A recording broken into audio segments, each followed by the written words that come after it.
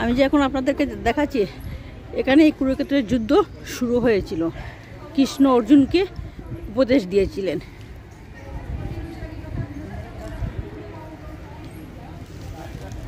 সেই দৃশ্যটাই আমি আপনাদের কাছে তুলে ধরছি।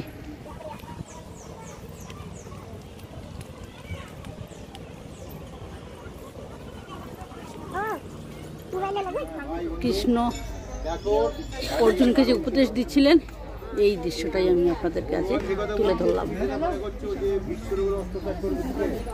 এই দেখুন, অর্জুন যখন বিশ্বাস করেননি উনার কথা, তখন উনার যে পরিচয়টা দিয়েছিলেন উনি কে, এই দেখুন অনেক বড় এরিয়া দেখতে পাচ্ছেন। না দেখলে সত্যি জীবনের একটা জিনিস অপূরণীয় থেকে যায়। কুরুক্ষেত্র আওয়ার সার্থকতা হলো আমাদের। সত্যি ছোটবেলায় শুধু গল্প শুনেছি কুরুক্ষেত্রের যুদ্ধ, এবার এটা দেখে মানে অনেক অনুভব হচ্ছে। কি বিশাল জায়গা দেখুন।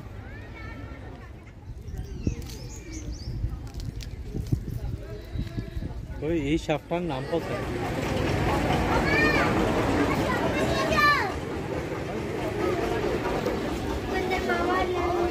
এখন চলে আসলাম বদ্রীনাথ মন্দির।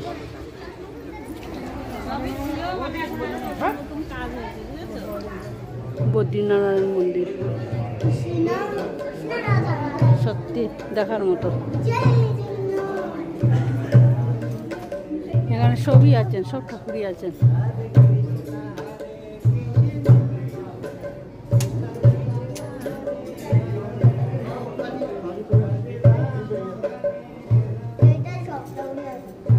সব দেবতাই কেন আছেন দেখুন মন্দিরটা।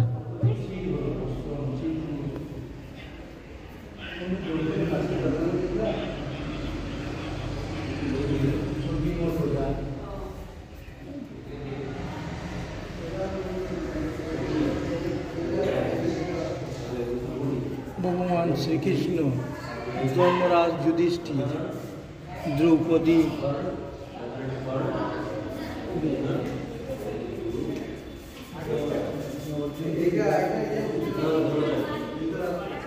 আপনাদেরকে দেখাচ্ছি ব্রহ্ম সরোবর। দেখুন, বাহ,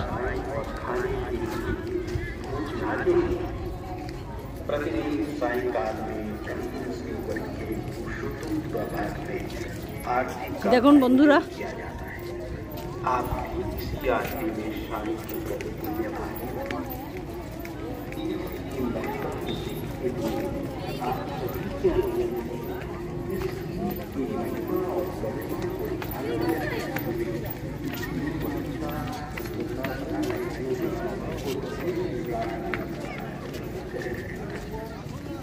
আমার মা বলতেন ব্রহ্ম সরোবরে স্নান করলে পুণ্য হয়।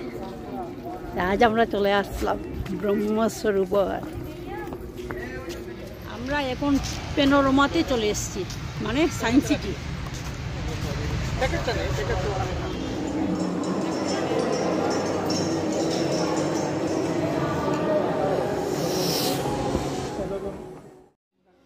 তো সব কিছু ঘুরে আমরা হোটেলে চলে আসলাম।